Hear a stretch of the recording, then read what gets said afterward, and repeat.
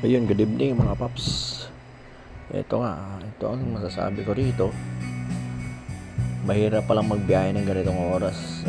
Kasi pag yung kurbada, hindi mo halos makita pagliliko.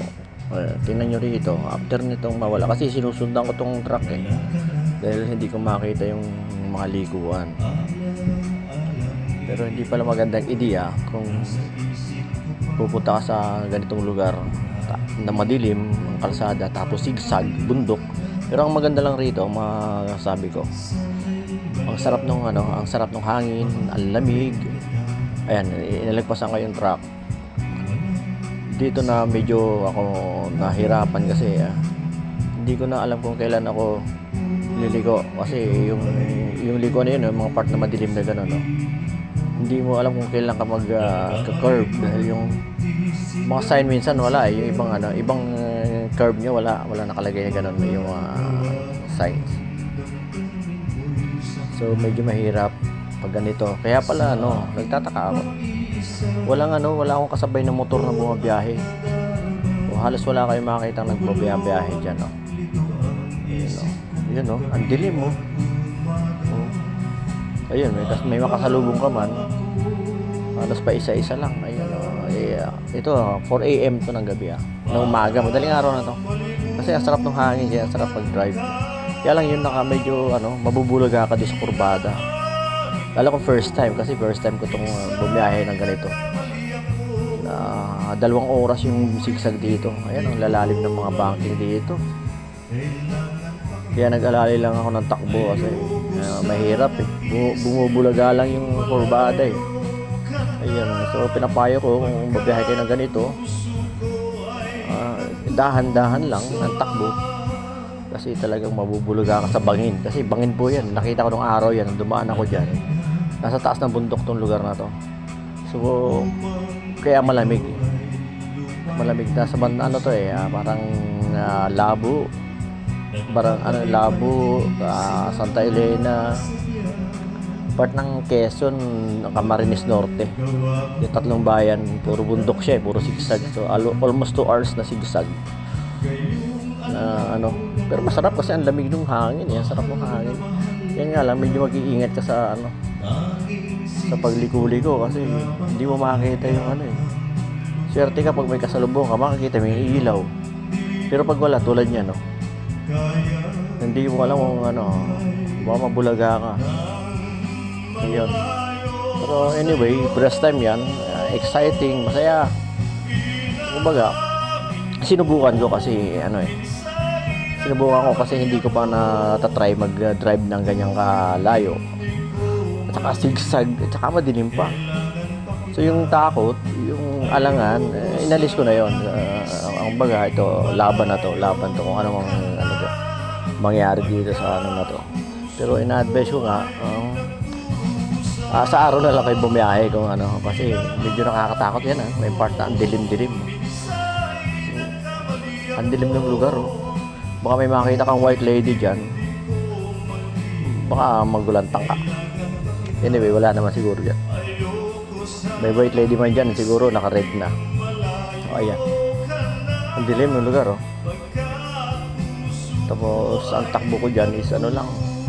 Tapos ang pangit pa may mga part na pangit yung kalsada. Pero so far okay naman. Yan puro kurbada to, almost 2 hours yan. Hanggang abuti na ako ng dito ng umaga siguro. Kurbada pa rin to. Ang haba ng kurbada, puro kurbada tinalo yung Marilaki doon marami nagbabanking dito subukan nyo kaya magbanking dito kasi marami dito banking talaga na lugar, talagang puro siya liko, ayun may mga ilan ka namang makakasalubong. It's about 4 AM na ayun may mga part talaga sobrang dilim pag ikaw talagang matatakot ka sa pagtakbo, parang ayaw mo nang tumuloy pag ganyan yung dadaanan Tsaka yung ilaw ko, kailangan pala magdagdag ako ng ilaw sa motor kasi hindi ganun kalakas yung ilaw. Ayan, oh. Pero masaya naman yan. At least nasubukan natin. Tatry natin bumiyahe ng ganyan. Na-outbox ka ba doon sa pakiramdam mo na nakakatakot? Ayoko, nakakatakot. Ayun, parang may white lady dumaan. Wala pala. Ayun. Diba? Ang tagal niya na halos yun, may nakasalubong na naman tayo. Ayun, wala na naman tayo nakakasalubong. Hindi mo na naman makita yung kalsada. So magbabase ka lang sa mga signages, sa mga gilid-gilid. So malayo pa lang, titingnan mo kung may sign. Pag minsan wala minsan pati yung pati yung iguhit sa kalsada, minsan wala, malabo yung iba. Ayan, tuloy-tuloy lang tayo dyan. Ayan na nga. Tuloy-tuloy lang ang biyahe natin. So yun, ayan, malabo yung mga signages. Ang haba, puro kurbada yan, lugar na yan, papuntang Quezon. Ayun. Ito part na ng Santa Elena. Napakadilim, mga kapatid. Napakadilim. Pag may biglang liko, ayun, pag may biglang liko dyan, halos di mo makakita. Ayun, biglang liko. Ayos naman yan. Magandang subukan para makita kung tibay mo, diba? Pero masarap yan. Ito, try mo niya. Ang sarap niyang ganyang oras, mga 4 AM. Malamig kasi yung hangin nanunuot sa buto pag ginaw niyan. Kahit dalawa na yung jacket mo, ang lamig, tumatagos pa rin yung lamig.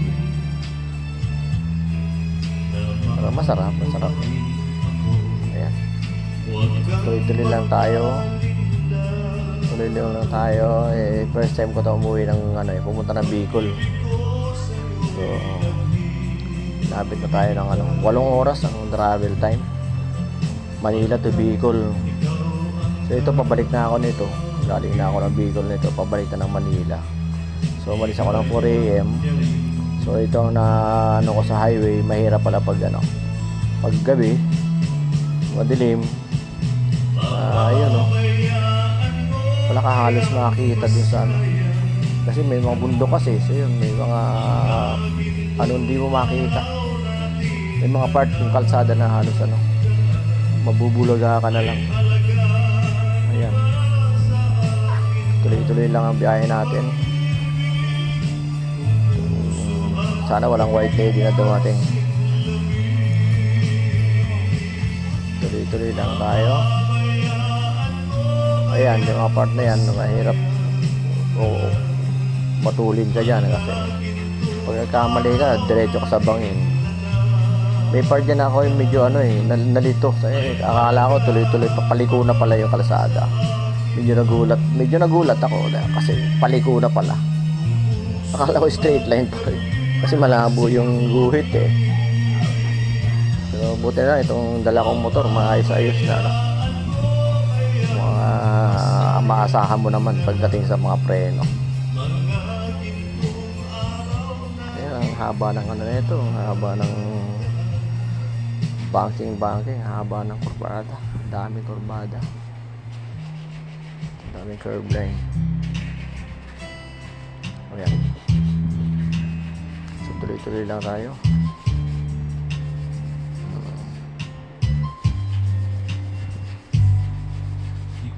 Ayun na. Dito kasi humihinto dahil isang line lang yung isang linya lang yung gumagana kasi ginagawa yung kalahati ng kalsada, kailangan mag-stop ka. So may may nagta-traffic naman dyan, bibigyan ka na signal kung tutuloy ka na. Yeah. Ayun ang medyo ano na, lumalabas na yung araw. Medyo maliwanag na. Ayan, may maliwanag na. Siguro mga 5:30 ito. Maliwanag na.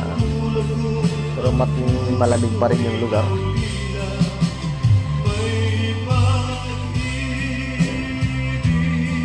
Medyo mahaba itong biyahe na to. For the first time, 8 kilometers. Yun, may mga lugar talagang lubak. Hindi smooth yung kalsada. Tapos ang takbo ko dyan is 80, 60, 80 hanggang 90. Pag straight line, hanggang 90 ako. Pero pag kurbada yan, 60. Kasi madilim, mahirap eh. Mahirap po bumanat sa gas. Yan. Nag-try din ako ng 100 yan. Kaya ang pangit kasi ng kalsada. Mahirap eh. May mga ang lalaki ng bulubak. So baka tumapon ka sa sa Gedli. Ayan. Maliwanag na. Maliwanag na yun. Medyo maliwanag na. So ano na to? Ano tawag dito? Ayun. Wala na tayo.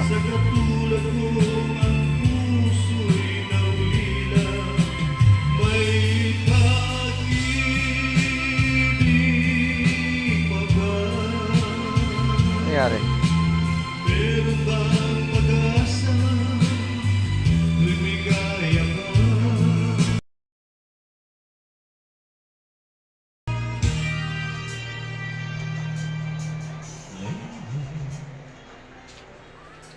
So ayun, hindi na ako yung background. Ayan, kita mo na.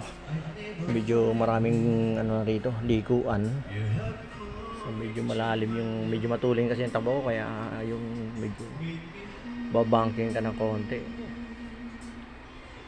Kailangan mo rin kasi dahil malayo kasi yung biyahe. Ayun, pero kung may kasama ko, hindi siguro ako ganyan katulin.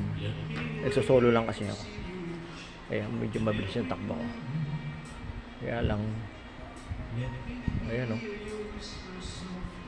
grabe yung kalsada dito sa Pagbilao, Quezon. Talagang malalaki yung lubak. Butas-butas yung kalsada. So ingat doon sa magbabiyahe ng Bicol. Pwede, okay naman kung mabagal lang ang takbo nyo, okay lang naman yan. Minsan kasi mabubulaga ka tulad sa Riles. Hindi ko na-expect yung Riles eh. Bigla akong tumalon doon sa sa lubak, nakaumbok. Kung yung lubak niya kasi is palalim, yung uka, okay lang yun kung mabilis sa takbo mo, hindi mo halos maramdaman yun. Pero kung nakaumbok, yun kasi ang delikado, yung nakaumbok na bulubak, dilipad ka dun tatalsi ka ron. Yun ang dapat may iwasan. Pero kung malaking uka naman yun sa kalsada, dito kasi ang lalaki ng uka may part dito ang laki ng uka na butas, talagang mabilis yung mata mo na may iwasan mo kagad. Lalo kung mabilis ang takbo. Ito kasi mabilis takbo talaga rito. Dahil ang ganda ng kalsada, walang traffic eh. Kaya sinamantakan lang ako kasi walang traffic. Kapit lang ang takbo, wala pang ibang bumabiyahe. 5:30 siguro to, 6 AM. Tuloy lang. 2 oras na banking. 2 oras na banking to. Tuloy. Kasi dati pag nagbabas ako rito, bumabaliktad yung sikmura ako rito, nahihilo talaga ako. 2 oras na aliko.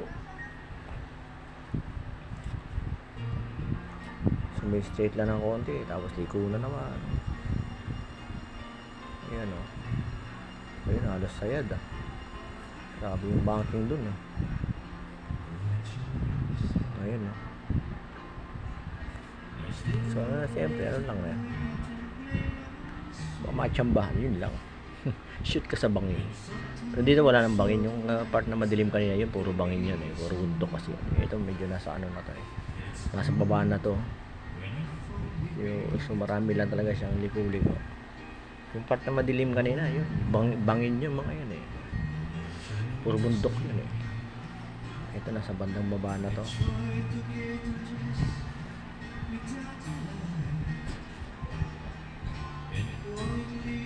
So tuloy-tuloy yung biyahe natin. So yun, walong oras to. Ang haba na itong bang ano na to, sigsag na to. Ang haba nito. Yung may part kasi nga dahil nga katatapos din lang ng bagyong Christine, kaya siguro yung mga kalsada talagang sira pa, hindi pa na-remedyohan. So buti na lang nakakatagos na, pero may mga part talaga na bako-bako pa yung kalsada.